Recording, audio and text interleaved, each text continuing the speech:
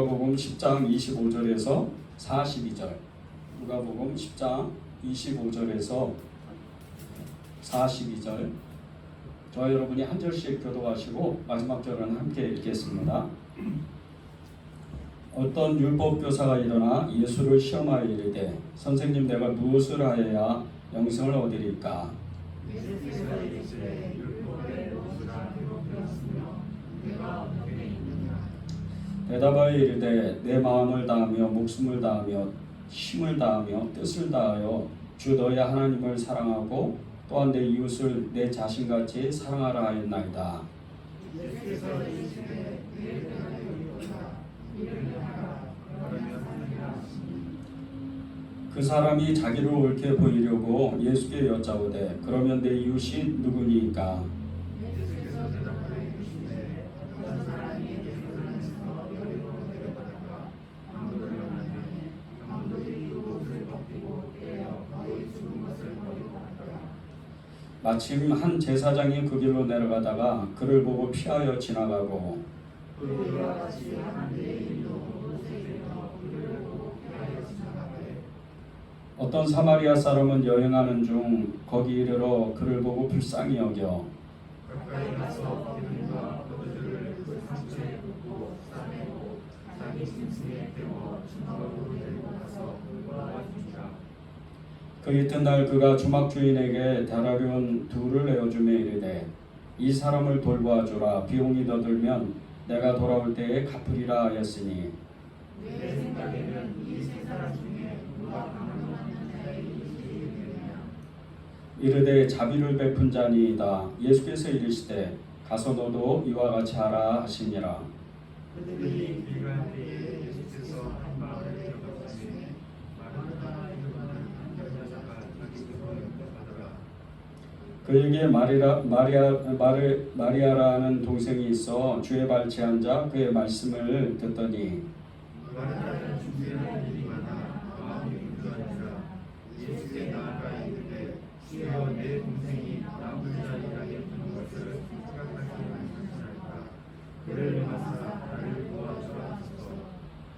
주께서 대답하여 이르시되 마르다야 마르다야, 내가 많은 일로 염려하고 근심하나 함께 읽겠습니다. 몇 가지만 하든지 혹은 한 가지만이라도 족하니라. 마리아는 이 좋은 편을 택하였으니 빼앗기지 아니하리라 하시니라. 아멘. 하나님의 말씀입니다. 오늘 말씀에 나오는 이 율법 교사와 마르다, 이 마르다는 하나님의 말씀을 똑같이 들었습니다. 똑같이 말씀을 들었는데 그 결과는 완전히 다른 결과를 낳게 됐어요.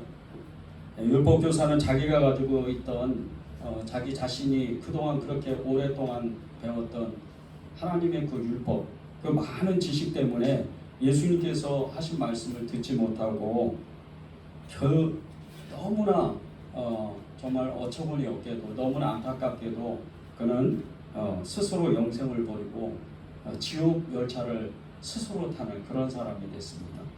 반면에 마르다는 예수님의 말씀을 이렇게 들을 준비가 돼 있는 사람입니다.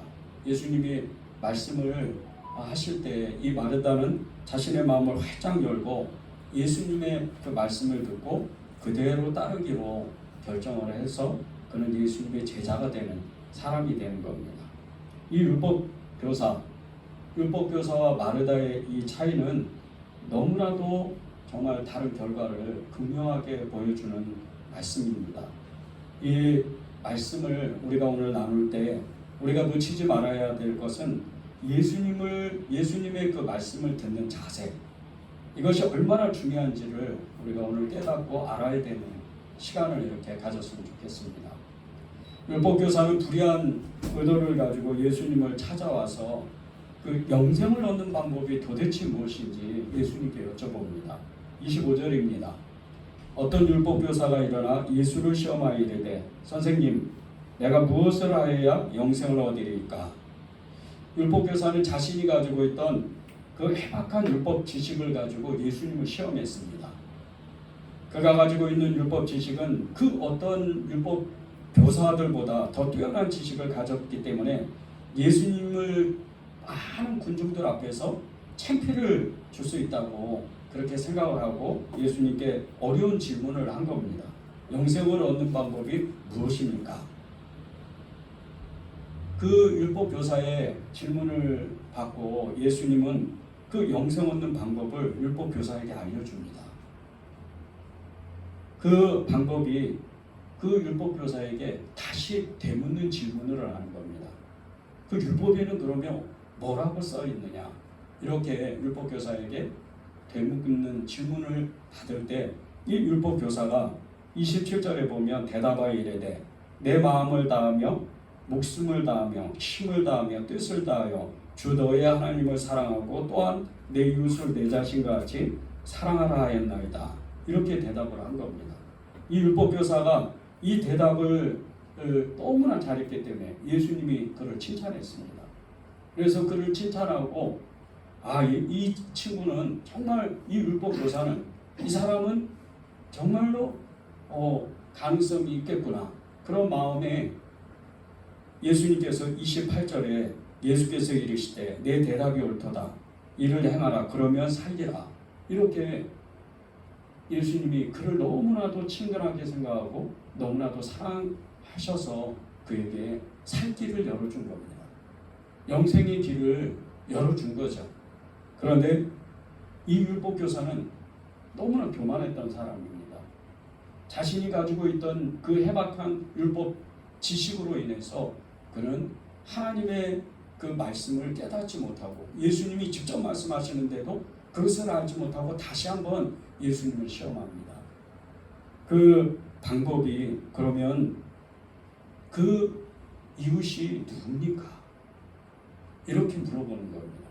그래서 예수님이 저와 여러분이 잘 아는 이 강도 만난 자의 사마리아인의 그 사건 이야기를 이 강도에게 들려준 겁니다. 오늘 말씀은 선한 사마리아인의 선한 어떤 행동 그런 말씀이 아닙니다. 하나님은 이 율법 교사 너무나 해박한 지식을 가지고 있던 율법을 전체를 거의 다 알고 있었던 이 율법 교사에게 예수님은 네가 가지고 있는 그 해박한 지식으로 네가 영생을 갖지 못한다.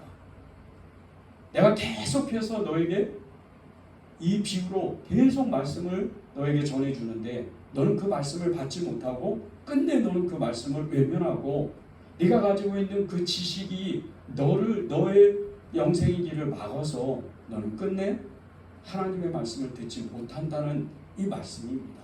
그리고 그 뒤에 바로 나오는 사건이 이 마르다의 사건입니다. 이 마르다의 사건과 율법교사의 사건들이 이렇게 전혀 별개인 것처럼 다른 사건인 것 같은데도 사실은 문맥을 찾아보면 예수님이 무엇을 말씀하시고자 예수님이 어떤 것을 알려주시고자 하는 것을 그것을 금방 알 수가 있습니다. 마르다는 예수님이 찾아왔을 때 예수님을 영접했을 때 예수님이 말씀하셨을 때 금방 그 말씀을 알아듣고 자신의 잘못된 점이 무엇인지를 알고 바로 돌이켰습니다.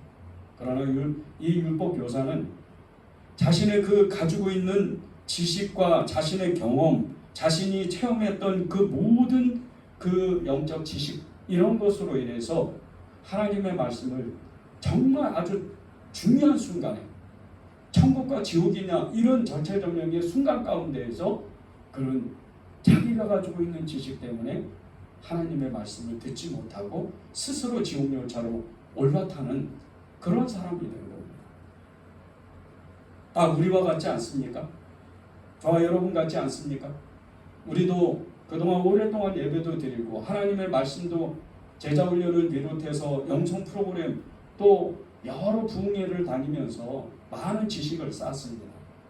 예수님은 어떤 분이고 나의 죄는 무엇이고 교회는 어떤 것이고 하나님의 나라는 어떤 것이고 천국은 어떻게 해서 가야 되나 그것을 다 알고 있는 사람들입니다. 그런데 정작 우리의 마음 가운데 우리가 하나님 앞에 서보면 왜 이렇게 마음이 허전하고 쓸쓸하고 외로운지 그리고 우리의 믿음이 너무나도 적고 너무나도 믿음이 없다는 것을 금방 알 수가 있습니다. 왜 그럴까요? 왜 우리가 가지고 있는 그 믿음, 우리가 가지고 있는 그 수많은 하나님의 말씀들과 그 영성의 체험들, 그리고 제자훈련을 비롯해서 영성 그 프로그램들, 그런 수많은 훈련들을 받았는데 왜 우리는 예수님이 가득 채워지지 않고, 아니 오히려 넘치지 않고, 왜 우리의 생각과 마음과 우리의 죄로, 우리의 연약함으로 계속해서 믿음 없는 사람들처럼 그렇게 허덕이며 살고 있을까요? 왜 그럴까요? 도대체 우리가 그렇게 하나님을 알고자 하고 하나님 앞에 다 와서 애쓰고 수고하는데도 조차도 불구하고 우리는 왜 여전히 믿음 없는 사람들처럼, 때로는 다른 사람들이 볼 때 저 사람은 예수님을 믿지 않는 것 같아, 그럴 정도로 믿음 없는 사람처럼 우리가 행동을 할까요? 왜 그럴까요? 도대체 왜 그럴까요? 그것은 우리가 하나님을 알기 위해서 많은 체험을 하고 많은 경험을 하고 많은 제자 훈련을 하지만 정말 우리의 마음 가운데 하나님을 만나고자 하는 그 갈망이 없다는 거예요. 자, 이렇게 말씀드리니까 나는 그래도 그 제자 훈련 받을 때 예수님을 알기 위해서 그 주님 앞에 정말 애쓰고 수고해서 제자 훈련을 열심히, 그때만큼은 내가 정말 전심을 다해서 제자 훈련을 했는데 그 마음은 아니었는데. 그런데 여러분, 여기 있는 분들 중에 제자 훈련 하셨던 분들 중에 그 제자 훈련의 내용이 무엇인지를 아시는 분은 거의 없을 겁니다. 어느 교회에서든지 제자 훈련을 했던 안 했던, 제자 훈련을 한번 경험한 분들은 거의 그게 무슨 내용인지를 다 잊어버리셨을 거예요. 만약에 여러분이 그 제자 훈련을 받아서 영성 프로그램을 통해서, 아니면 부흥회를 통해서, 하나님의 말씀을 통해서 여러분이 기도하고 그 예수님을 정말 여러분이 갈망하고 여러분이 정말 그 한 분만 원했다면 그것을 잊어버릴 수가 없습니다. 여러분의 마음 가운데는 그저 그 교회에서 프로그램이니까, 내가 한번 제자 훈련을 하고 나의 지식을 더 쌓고 그리고 예수님을 더 알아보는 정도, 그 정도의 마음으로 여러분이 제자 훈련을 하고 부흥회를 가고 그리고 여러분이 여러 영성 프로그램을 했기 때문에 정작 아주 중요한 예수님을 못 만나는 겁니다. 예수님의 그 깊은 마음, 예수님의 그 정말 우리를 만나고 싶어 하시는 그것을 알지 못했다는 겁니다. 율법교사가 딱 그런 사람입니다. 율법교사 그러면 뭐 말할 것도 없죠. 율법교사는요, 그냥 다른 말로 하면 서기관입니다. 이 사람은 율법의 1.1획도 절대 지나치지 못한 사람입니다. 모든 율법을 다 행해야 그래야 의롭다고 생각하는 그런 사람이에요. 여기 율법교사처럼 성경을 더 잘하는 분 계시나요? 물론 이제 율법교사는 신약 성경은 잘 모르겠죠. 지금 율법교사들은, 이스라엘에 사는 그 사람들은 신약 성경을 잘 모를 거예요. 그러나 우리도 구약 성경이 어떻게 흘러가는지, 구약이 어떤 역사가 있는지, 어떤 메시지가 있는지 우리도 잘 모릅니다. 적어도 이 율법교사는요, 구약에 있는 모든 사건과 하나님의 메시지, 이것을 다 꿰뚫고 있는 사람입니다. 그런데 그가 정작 하나님이신 예수님을 만났을 때 예수님을 시험하려고 예수님을 찾아오고 너무나도 안타까운 그런 사람이 됩니다. 딱 우리가 하나님 앞에 나올 때, 오늘도 주일 예배를 하나님 앞에 이렇게 드리면서 여러분의 생각 가운데는 여러 가지 생각들이 있을 거예요. 어떤 분은 집에 혹시나가 놔두고 온 어떤 물건이나, 그리고 지난주에 한 주간 동안 회사에 있었던 일들, 또 지난주에 어떤 사람을 만났는데 그 사람과 있던 대화의 내용들, 이런 것에 정말 이렇게 혼잡한 마음에 예배가 집중이 안 되고, 그리고 또 하나님 앞에 나와서 예배를 드리는 데조차도 불구하고 내 마음이 하나님을 정말 사모하는지, 내가 오늘 하나님을 정말 만나고야 말겠다는 그런 결단으로 나오는 그런 마음인가?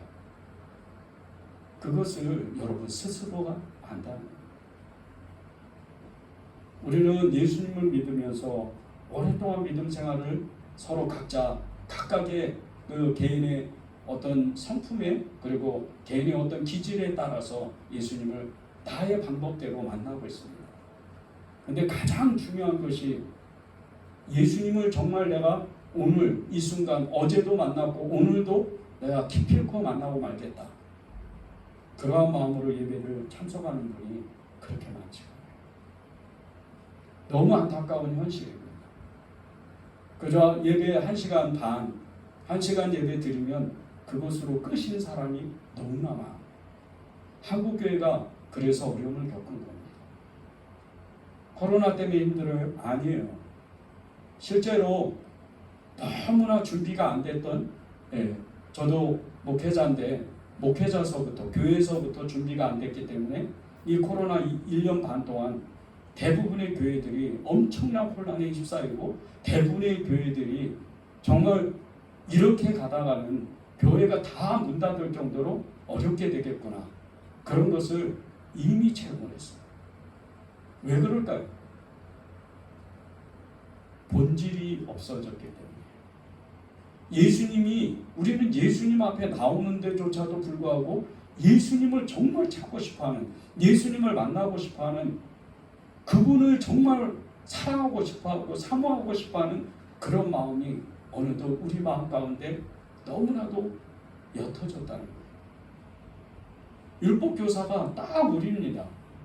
율법교사는 다른 사람이 아니에요. 우리의 모습이 율법교사인 겁니다. 우리의 지식이 이제 이 정도 요만하면 됐어. 요만하면 정말 하나님 앞에 충분히 나아갔어.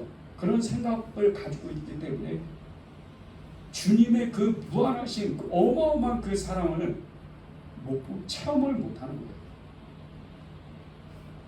한센병이라고 그랬죠. 나병 환자. 지금이야 이 한국 사회에서 나병이 발병되고 한센병이 발병되는 것은 거의 없다 그럽니다. 지금은 이제 100% 완치가 된대요. 그런데 불과 30년 전만 해도요. 아니 일제시대 또 6.25 때 이럴 때 이 시대 때는요. 이 한센병 한 번 딱 걸리면 그 사람이 죽는 거예요. 근데 처음에는 모릅니다. 처음에는 자기가 그 병에 걸렸는지도 몰라요. 그렇게 지나가다가 어느 날 갑자기 손가락이 문드러지고 코가 빠지고 그렇게 자꾸 살이 썩어가는 그런 어느 날 갑자기 그렇게 중증 환자가 되면 그때서야 내가 병에 걸렸구나. 그걸 알아요. 한국교회 많은 성도들이요. 한센병 환자같이 이 나병 환자같이 자신의 그 영적인 상태를 분간하지 못하고 그저 세상의 영에 휘둘려서 끊임없이 나는 하나님 앞에 정말 잘하고 있어. 나는 이 정도면 됐어. 그러면서 자기의 믿음을 간과하고 과시하는 사람들이 너무나도 많아요. 한센병은요. 특별하게 어떤 사람에게 걸리는 게 아니에요. 무슨 과거에처럼 저주받은 병이다. 그런 게 아니에요. 우리는요. 손가락 끝에 조그만 가시가 들어가도 아파가지고 바로 빼든지 약을 바르든지 조금 심하면 병원에 바로 달려갑니다. 그런데 우리의 영적인 상태가 너무나도 무뎌지면 그것이 얼마나 심각한지를 알지도 못해요. 그것이 하나님을 온전히 쫓아오지를 못하는 거예요. 시편 38편 5절에 보면요. 내 상처가 썩어 악취가 나오니 내가 우매한 까닭이다고 그런 말씀이 있습니다. 상처가 썩어서 악취가 나오는데 그때까지도 모르는 거예요. 그렇게 영적으로 너무나 무지한 모습이 우리의 모습인 거예요. 예수님을 알고 싶어서 하나님 앞에 나오는데 율법교사가 정말 영생을 진짜로 소원했다면 율법교사가 정말 천국을 소원했다면 그는 하나님의 말씀을 들었을 때 바로 즉시로 회개하고 하나님의 제자, 예수님의 제자가 되었을 거예요. 그런데 그 마음 가운데 나는 이 정도면 됐어. 나는 이 정도면 괜찮아.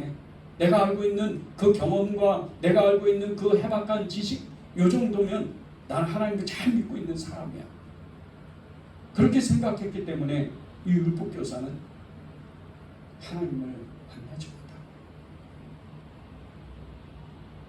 강도 만난 자 그 이야기의 초점이 우리는 흔히들 선한 사마리아인 그 선에 그것을 주로 많이 이야기를 하고 거기에 더 깊은 그 하나님의 뜻을 알지 못해요. 이 선한 사마리아인의 이야기, 강도 만난 자의 이야기는 예수님이 율법교사에게 그 비유로 전해주면서 그것이 역사적으로 사실인지 아닌지는 우리는 알지 못해요. 그런데 예수님이 왜 이 비유를 하는, 보십시오. 강도를 어느 날 이 여리고의 한 동네 마당에서 길가에서 강도를 만난 어떤 사람이 정말 죽도록 두드러 맞고 길에 거의 쓰러져 있었어요. 거기에 두 사람이 지나갑니다. 너무나 저는 이 말씀을 한 주간 묵상하면서 너무나 충격을 받았던 게 그 두 사람이 저인 거예요. 첫 번째 사람이 누구죠? 제사장이에요. 두 번째 사람이 레위인이에요. 근데 이 제사장이 어떤 사람이에요? 말씀을 가르치는 사람이에요. 이 레위인은 어떤 사람입니까? 성전에서 성전을 정말 일을 하는 사람이잖아요. 요즘으로 말하면 목회자예요. 그런데 길에서 쓰러져 매를 맞고 쓰러져 죽어가는 사람을 그 율법 때문에, 부정한 것 하기 때문에 그냥 지나가는 거예요. 예수님이 이 사건을 가지고 율법교사에게 뭐라고 말씀하시는 줄 아십니까? 제사장이 자기의 지식을 가지고 그 부정탄다고 지나간다. 레위인도 그렇게 또 지나간다. 근데 네가 이 사건을 들으면서 너는 무엇을 할 거냐? 하나님을 아는 지식이 풍성한 사람들. 그때 27절과 그리고 42절에 보면요, 예수님이 그 율법교사에게 두 번씩이나 얘기를 하세요. 너도 이와 같이 해라. 너도 이와 같이 해라. 지식으로만 갖고 있지 말라는 거예요. 네가 진짜 영생을 얻으려면 사마리아인처럼, 하나님도 믿지 않는데 사마리아인처럼 선한 일을 네가 해야 정말 영생을 얻겠다는 거예요. 그런데 못 들어요. 예수님을 시험하러 왔기 때문에 못 듣는 거예요. 하나님을 조롱하고 싶고 사람들의 군중들 앞에서 창피를 주고 싶고 그러니까 못 듣는 거예요. 제가 한 주간 그 말씀을 묵상하면서 제사장이 거기 그 강도 만난 자의 그 앞에 거기서 서 있는 거예요. 혹시나 이 사람이 죽어가면서 제 옷자락을 만질까봐 쩔쩔매면서 도망을 가는 거예요. 그런 꼴이 그대로 제 마음에 투영이 된 거예요. 성경을 읽으면 뭐합니까? 죄접으련 받으면 뭐예요? 예배 드리면 뭐예요? 행하지 않고 듣지 않는데, 말씀대로 순종하지 않는데 그게 예수 믿는 겁니까? 아니에요. 여러분에게 말씀드리는 게 아니에요. 저 자신에게 하나님이 말씀하시는 거예요. 너는 그러면 무엇을 해? 너도 이와 같이 해라. 하나님이 제게 너도 이와 같이 해라. 너가 정말 영생을 얻으려면, 너가 정말 하나님을 만나려면, 네가 정말 예수님을 정말 사랑하는 사람이 되고 예수님의 제자가 되려면 너도 이와 같이 해라. 교회의 사명이 뭐죠? 첫 번째가 선교예요. 두 번째 전도입니다. 세 번째가 부제예요. 모든 교회의 사명은 이 세 가지입니다. 그런데 그것을 행하지 않으면, 그것을 실천하지 않으면, 그것을 행동하지 않으면 교회는 아직 진정한 교회는 아니에요. 그게 저 자신인 거예요. 이 강도 만난 자의 사랑과 같이 이 선한 사람, 이 강도 만난 자를 도와준 선한 사마리아인과 같이 그런 마음을 갖는 것. 이것은요, 율법 교사는 절대 가질 수가 없어요. 오히려 마르다가 그 마음을 가질 수가 있는 거예요. 왜 그런지 아십니까? 어느 날 예수님이 이제 어느 마을로 들어가는데 그 마을에, 자기의 마을에 예수님이 들어오신다는 소식을 듣고 정말 버선발로 뛰어가면서 자기 집으로 이 마르다는 예수님을 초청해요. 사람을 초청한다는 게, 자기의 가정으로 초청한다는 게 어떤 의미죠? 여러분은 여러분의 아는 지인들이나 그리고 또 여러분이 귀하게 생각하는 어떤 사람을 여러분 집으로 초청할 때 어떻게 하죠? 미리 다 준비합니다. 청소 열심히 하고 이불은 다 장롱에다가 집어넣고 그리고 맛있는 음식을 준비해요. 그리고 이 사람이, 그 사람이 오는 그 시간을 맞춰서 이제 나오나 저제 나오나 기다리는 거예요. 그런 마음의 준비를 하는 거예요.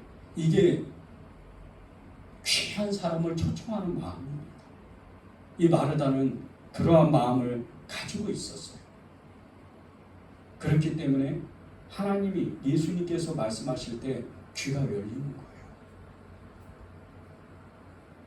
저와 여러분이 하나님 앞에 정말 말씀을 듣고 예수님을 정확하게 더 깊이 만나려면, 그러면 우리는 어떻게 해야 되나? 마르다처럼 하는 거예요. 마르다처럼. 하나님 앞에 마르다처럼 나가는 거예요. 여러분이 아는 지식, 여러분이 아는 그 하나님의 말씀, 그곳으로는요, 여러분의 믿음을 아무것도 할 수가 없는, 아무것도 할 수가 없어요. 우리가 아는 그 성경을 가지고는 하나님 앞에 아무것도 할 수 없어요. 그 말씀을 행하기 이전에는 아무것도 아닌 거예요. 야고보서 2장 18절에는요, 어떤 사람이 말하기를 너는 믿음이 있고 나는 행함이 있으니 행함이 없는 내 믿음을 내게 보이라. 나는 행함으로 내 믿음을 내게 보인다고 했어요. 어떤 사람이 믿음이 있는데 행하지를 않아요. 그런데 어떤 사람은 믿음도 있고 행함도 있어서 행함을 먼저 행하는 거예요. 여러분은 행동하는 사람입니까? 여러분 하나님의 말씀을 들으면 즉시로 움직이세요? 하나님, 제가 여기 좀 바쁜 일이 있어서 이 일을 먼저 하고 그리고 나서 하나님의 일을 하겠습니다. 그러지는 않으세요? 여러분의 삶 가운데 가장 중요한 게 뭔지 아십니까? 하나님의 말씀이에요. 말씀을 행하지 않으면 여러분이 하나님을 만날 수가 없어요. 그냥 지식으로 끝나는 거예요. 율법 교사처럼 지식으로 끝나버리는 거예요. 많은 사람들이 이것이 믿음인 줄 알아요. 한국교회가 왜 이렇게 어렵고 왜 이렇게 힘들어지는 줄 아십니까? 지금 한국교회 안에 하나님이 정말 엄청난 일을 하고 계세요. 많은 교회에서 재정적으로 그리고 비리가 터지고 목회자의 어떤 윤리적인 일들이 계속 터지고 있어요. 하나님이 완전히 드러내시는 거예요. 모든 게 가짜인 것을, 진짜와 가짜를 완전히 다 솎아내시는 거예요. 저는 목회자로서 정말 그런 얘기를, 소식을 들을 때마다 너무 두려운 게 있어요. 일 잘해놓고 열심히 일했는데 하나님 앞에 갔더니 나는 도무지 너를 모른다. 마태복음 7장 말씀이 그대로 임하면 저는 여러분 앞에 쓰는 것보다 차라리 나가서 일을 하고 성도로서 사는 게 훨씬 더 안전한 거예요. 한국교회는요, 본질이 사라졌어요. 지금 말씀이 너무나 홍수 시대 가운데 있는데도 말씀을 행하고 실천하는 사람들이 거의 없는 시대가 이제 한국교회에 도래한 거예요. 죄송합니다. 여러분 성경 보세요. 정말 성경을 보십니까? 성경을 본다는 게 무슨 의미인지 아십니까? 성경을 본다는 건요, 읽는 게 아니에요. 여러분 동네에 가면 적어도 1km 반경 내에 서점 한 군데는 있어요. 책들 엄청 많습니다. 그런 엄청나게 많은 책들 가운데 이 성경책은 어느 한 책이 아니에요. 성경은 책이 아니에요. 하나님의 말씀입니다. 이 하나님의 말씀을 우리가 읽는다는 건 그 말씀대로 내가 살기를 결단한다는 뜻이에요. 율법교사가 왜 영생의 그 열차를 못합니까? 그냥 문자 그대로 알았기 때문에. 이 문자가 아니고 하나님인 것을 알았으면, 말씀이 육신되어신 예수 그리스도인 것을 알았다면 그는 모든 것을 버리고 베드로와 야고보와 요한처럼 예수님을 따라가는 그런 제자가 됐을 겁니다. 여러분 분주하지 마십시오. 분주하면 안 돼요. 여러분이 신앙생활을 단순하고 간결하게 만들어야 돼요. 예수님을 믿는가 믿지 않는가 이 두 가지 중에 하나를 결단하는 거예요. 말씀을 읽었으면 복잡하게 하루에 그냥 정말 수백 권을 이렇게 수백 페이지를 읽는 것보다 차라리 하루에 한쪽을 읽고 그 말씀대로 사는 게 훨씬 큰 능력이에요. 마태복음 18장에 19장에 보면요, 영생을 얻기 위해서 이 율법교사 같이 똑같이 찾아오는 부자 청년의 이야기가 나와요. 그런데 이 부자 청년을 만난 예수님은요, 이 율법교사보다 훨씬 기뻐했어요. 너무나 기뻤어요. 그리고 그 부자 청년을 사랑했어요. 왜? 이 청년은요, 부자면서, 율법교사도 아니에요, 부자면서 하나님의 모든 말씀을 행했던 사람이에요. 그 모든 말씀에 그 안에 뭐가 들어가 있는 줄 아십니까? 여기 사마리아인 이런 사건까지도 다 들어가 있는 거예요. 어려운 사람 도와주고 가난한 사람 도와주고 다 도와준 거예요. 자기 한도 내에서는. 그런데 결정적인 순간에 영생을 얻는 마지막 방법이었어요. 네가 가지고 있는 걸 다 나눠주고 넌 다 따라와라. 정말 제자를 삼고 싶었던 거예요. 다 따라와라. 그런데 이 부자 청년이 근심하는 거예요. 아킬레스 건과 같이, 올무와 같이 이 돈 때문에 돈을 놓지 못하고, 이 부자 청년이 너무나 안타까워요. 여러분은 나는 돈이 없는데 이런 분도 계실 거예요. 그러나 여러분 안에는 그 놓지 못한 무언가가 있어요. 그것을 놓지 못한다면 예수님은 절대 여러분이 따라오지 못해요. 예수님을 만나지 못해요. 율법교사는 많은 훈련을 받은 사람, 얼마나 절제되고 옷 하나 입어도요, 밖에 나가서 먼지가 떨어지면 그걸 완전히 깨끗하게 닦아야 되고 손도 씻어야 되고, 그리고 하나님 앞에 그 말씀 앞에 서야 돼요. 두루마기를 피면. 그렇게 절제했던 사람이에요. 많은 훈련을 받은 사람. 그런데 하나님이 말씀하실 때 듣지를 못해요. 너무나 안타깝지 않으세요? 너무나 이게 꼭 우리의 모습 같지 않으세요? 마르다 보세요. 이 마르다가 하나님 앞에 나올 때 자기의 집으로 초청해서 정말 예수님, 사랑하는 이 예수님, 그리고 예수님뿐이 아니고 그 제자들 일행을 이게 식사를 대접하려고 정말 마음이 분주해요. 그리고 막 열심히 준비하는 거예요. 그런데 자기 동생 마리아를 보니까 예수님 발치에서 예수님 얼굴 쳐다보면서 하나님 말씀 듣고 있는 거예요. 너무나 마음이 이게 급했어요. 예수님 보고, 예수님 내 동생 보고 저 도와주라고 좀 말씀해 주세요. 그때 예수님이 말씀하신 게 누가복음 10장 42절, 41절, 42절입니다. 주께서 대답하여 이르시되 마르다야 마르다야 내가 많은 일로 염려하고 근심하나 몇 가지만 하든지 혹은 한 가지만이라도 족하니라. 마리아는 이 좋은 편을 택하였으니 빼앗기지 아니하리라 하시니라. 영생을 얻는 방법을 모르고 예수님을 떠났던 율법교사. 이 율법교사는 너무나도 안타깝게 이제 예수님하고는 완전히 멀어졌지만 이 마르다는 이 자기를 향해서 말씀하시는 그 예수님의 음성을 바로 들어요. 마르다야 내가 많은 일로 염려하고 근심하나 몇 가지만 하든지 혹은 한 가지만이라도 너는 했으면 좋겠다.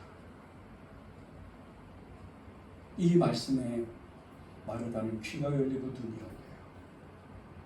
주님이 밥 먹으러 자기 집에 온 게 아니시고 주님이 자기를 찾아오신 것은 다른 목적이 있으셨구나. 그것을 안 거예요. 누가복음 19장 10절에 보면요. 인자가 온 것은 잃어버린 자를 찾아 구원하려 함이라는 말씀이 있습니다. 예수님은 이 땅에 오실 때 잃어버린 자를 찾으러 오셨어요. 저와 여러분을 찾으신 거예요. 저와 여러분에게 예수님은 처음 오실 때 어느 한 사람도 비껴가지 않고 모두 똑같이 말씀하셨어요. 내가 너를 사랑한다. 그 사랑한다는 말씀, 요한복음 3장 16절의 그 말씀으로 우리를 부르신 거예요. 하나님이 세상을 이처럼 사랑하사 독생자를 주셨으니 이는 저를 믿는 자마다 멸망하지 않고 영생을 얻게 하려 하십니다. 영생의 그 생명을 주시려고 우리의 하나님 편에서 잃어버린 우리의 영혼을 찾으시려고 우리를 찾아오신 거예요.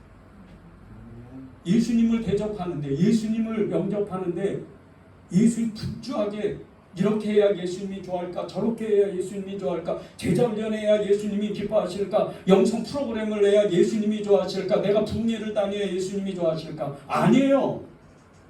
예수님은 여러분 자체를 원하시는 거예요. 여러분의 그 고백을 원하시는 거예요. 그런 거 너무 분주하게 이거 했다 저거 했다 그렇게 안 해도 돼요. 예수님은 다 한 가지예요. 오늘 말씀 기도 제목이 뭡니까? 꼭 한 가지만 정말 해야 된다면 예수님만 찾는 거예요. 꼭 한 가지만 할 수 있다면 예수님만 찾는 거예요. 왜 말씀을 보죠? 그 말씀 속에 예수님을 만나려고 보는 거예요. 평생토록요.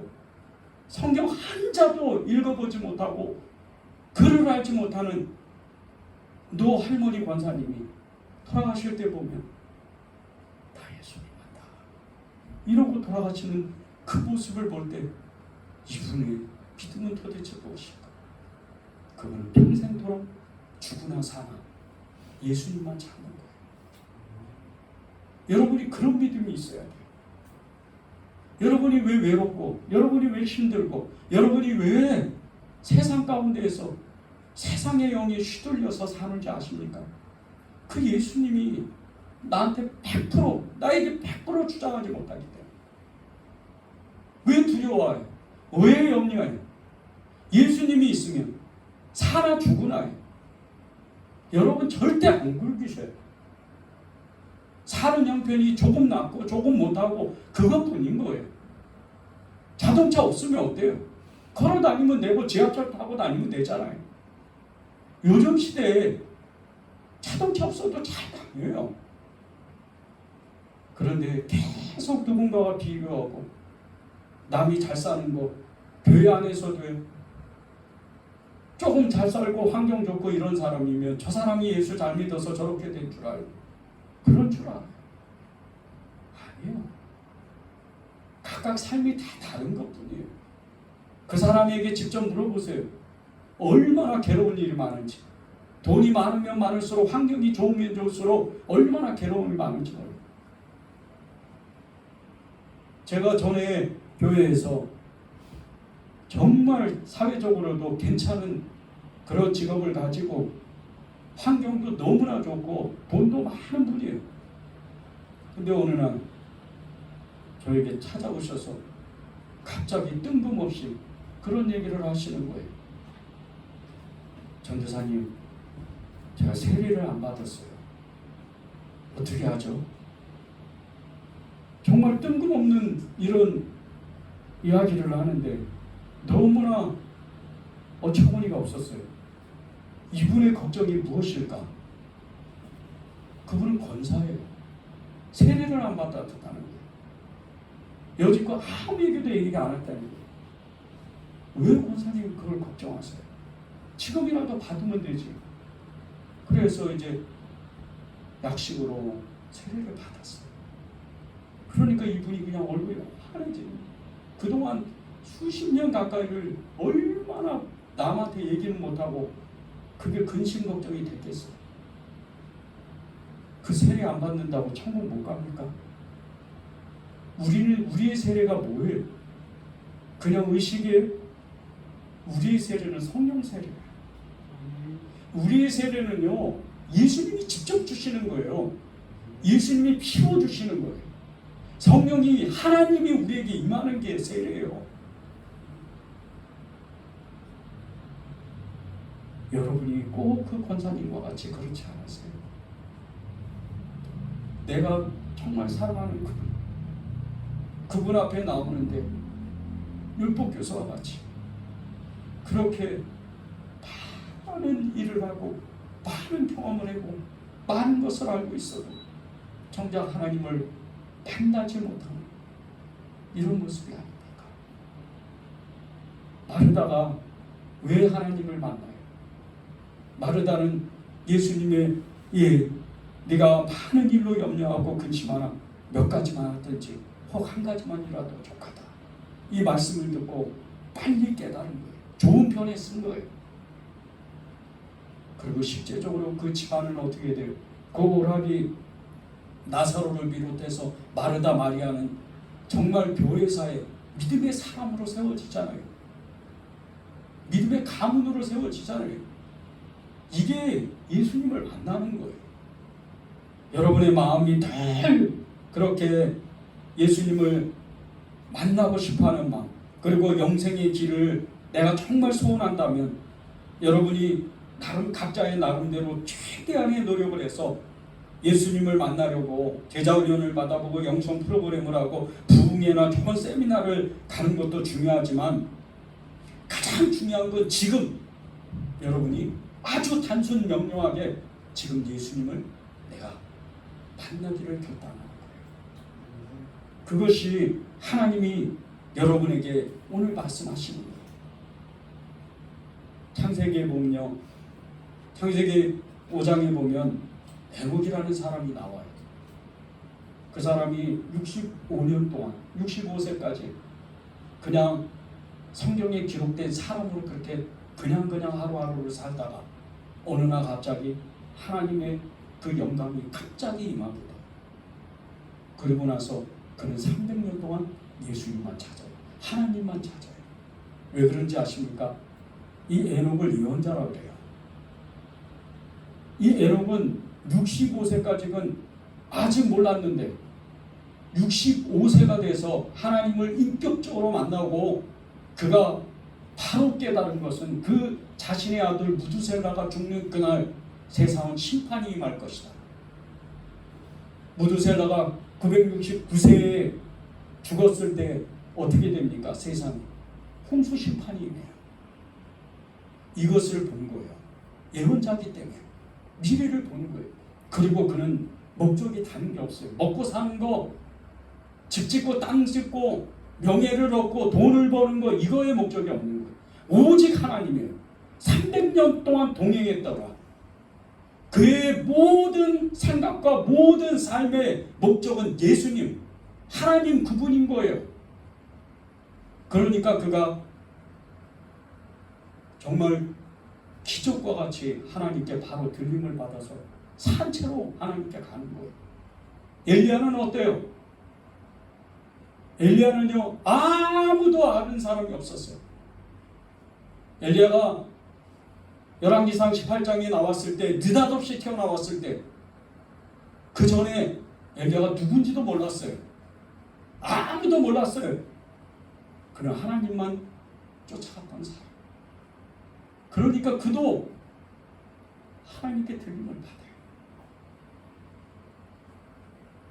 여러분은 어떤 삶을 살고 싶으세요? 예수님을 잘 믿고 싶으세요? 아멘. 예수님을 정말 뜨겁게 만나고 싶으세요? 아멘. 그러면 복잡하게 생각하지 마세요.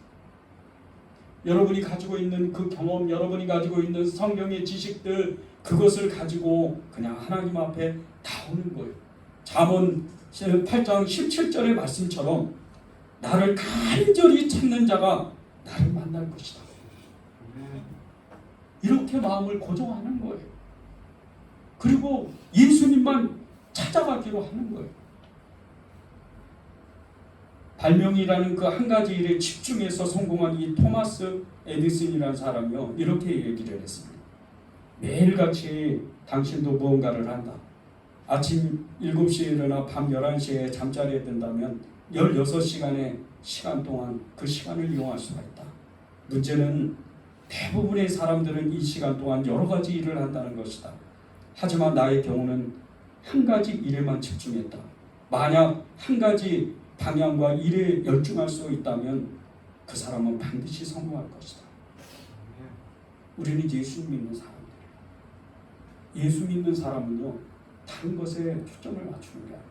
여러분의 삶은 하나님이 거저주는 삶의 보너스예요. 여러분이 승진하고 돈 벌고 집 사고 환경이 좋아지고, 그것은 하나님이 그냥 여러분에게 주시는 거예요. 그냥 주시는 거예요. 여러분이 믿음이 좋아서 주는 게 아니에요. 여러분의 목적은 예수님이어야 돼요. 아멘. 예수님을 내가 그냥 초점을 맞추고 나는 이 한 가지만 하겠다. 율법교사가 그렇게 한 가지만 초점을 맞춰서 영생의 길을 정말 갈망하고 예수님 앞에 나왔다면 그도 마리아처럼 영생의 길을 들어서는 거예요. 그런 사람이 누굽니까? 아리마대 요셉 아니에요? 산에 들린 요원이었던 아리마대 요셉. 늘 하나님의 나라를 갈망했고 하나님의 나라를 정말 소원했던 이런 사람이에요. 그런데 그가 결정적인 순간에, 그동안은 사람들의 눈치도 있고 또 사회적인 지위도 있어서 내가 행동하지 못했던 것을 빌라도를 찾아가서, 정말 무소부지의 그 권세를 가지고 있는 빌라도를 찾아가서 예수님의 시체를 달라고 해요. 이런 결단이 우리한테 필요한 거예요. 이런 결단을 우리가 이제 해야 되는 때가 온 거예요. 지금이 마지막 때입니다. 지금은요, 어느 한 사람도 비껴나가지 못해요. 왜 마지막 때인 줄 아세요? 제가 계속해서 반복해서 말씀드리는 것이, 전쟁과 테러와 난리와 그리고 코로나와 같은 이런 정말 엄청난 바이러스 전쟁 가운데 그런 것이, 그리고 어떤 음모론이나 666과 같이 이런 정말 적그리스도의 영이 있고 그런 것이 마지막이 아니에요. 지금은요, 예수님을 찾는 사람이 너무나 적은 시대예요. 앞으로도 더욱 이 한국교회는요, 20년만 지나면 이제 너무나 예수 믿는 사람이 적어지는 사회가 된다고 교회에서 지금 예측하고 있어요. 여러분이 지금 이 마지막 때에 예수님을 믿는 사람이 적어지는 이 시대 가운데 여러분이 예수님을 붙잡지 않으면, 예수님만 소원하지 않으면 우리도 또한 율법교사와 같이 그 길을 스스로 가는 거예요. 하나님은 오늘 여러분에게 아주 급하고 강한 바람으로 여러분의 귀에 대고 여러분의 눈과 눈을 마주하면서 여러분에게 신 말씀하고 계세요. 말씀을 정말 간구하지 마십시오. 여러분이 아는 지식으로 하나님을 안다고 말하지 마십시오. 하나님이 어떤 분이에요? 하나님을 알면 알수록 두려워요. 하나님은 알면 알수록 너무나 무서워지는 거예요. 그게 세상 무서움이에요? 하나님이 위대하시니까. 그렇게 큰 일을 하는데도 하나님의 엄청나게 쓰임받는 사람들도 한순간의 실수로 무너지는 시대예요. 여러분이 그런 영성을 가지고 계세요? 그런 분들하고 정말 나의 그 영성을 비교할 수 있는 그런 영성을 가지고 계세요? 그런데 그런 분들도 넘어져. 다 넘어져. 오늘 우리는요, 내 믿음이 크나 작으나 이거에 상관없이 하나님을 내가 결정하기로, 하나님을 내가 정말 이제 오직 그분만 내가 원하기로 결단해야 돼요. 그래서 사무엘이 이렇게 이야기를 하는 겁니다. 순종이 제사보다 낫다. 엘리야는 당황하는 백성들에게 이렇게 이야기를 했어요. 너희가 어느 때까지 머뭇머뭇 할 거냐? 어느 때까지? 어느 때까지 도대체 하나님, 당신이 하나님이라면 나를 만나주세요. 어느 때까지 우리가 그렇게 살다가 하나님 앞에 갈 겁니까? 한 가지만 하는 거예요. 오직 한 가지. 즉각적인 순종에 대해서 하나님은 우리에게 도전하는 말씀을 주셔요. 야고보서 2장 17절 22절입니다. 행함이 없는 믿음은 그 자체가 죽은 것이라. 22절 내가 보거니와 믿음이 그의 행함과 함께 일하고 행함으로 믿음이 온전하게 되느니라. 여러분이 즉각적으로 순종하고 움직이는 그런 분이 되십시오. 우리 교회는 계속해서 말씀을 강조합니다. 다른 어떤 거 아니에요. 모이자 그러고 예배드리자 그러고 기도하자 그러고 계속 초점을 맞춰요. 이것이 결코 작은 게 아닙니다. 여러분이 모이면 한 사람이 두 사람이 되고 두 사람이 10사람이 되고 10사람이 100사람이 되는 거예요. 성령은 그렇게 역사가 일어나는 거예요. 어느 날 갑자기 교회가 커지고 어느 날 갑자기 엄청난 성령의 역사가 일어나고 하나님의 기적이 일어나는 거, 그거 다 거짓말이에요. 여러분 한 사람이 움직일 때 교회가 부흥하는 거예요. 여러분이 어디에 있든지 말입니다. 교회에서 이것 합시다 저것 합시다 그러면 즉각적으로 순종하십시오. 교회는요, 목사 한 사람이 그냥 자기 생각으로 교회를 세우는 게 아니에요. 어느 교회든지요, 하나님이 비전을 주시고 그 비전에 따라서 그 사람이 똑똑하든 미련하든 그 순차적으로 하나님이 하시려고 하는 일들이 있어요. 거기에 순응하고 반응하고 내가 순종하게 될 때, 내가 움직이게 될 때, 행동하게 될 때 교회가 부흥하는 그 동시에 여러분의 삶에 하나님이 증거가 되는 거예요. 아멘. 그런 한 주간이 되기를 정말 간절히 바랍니다.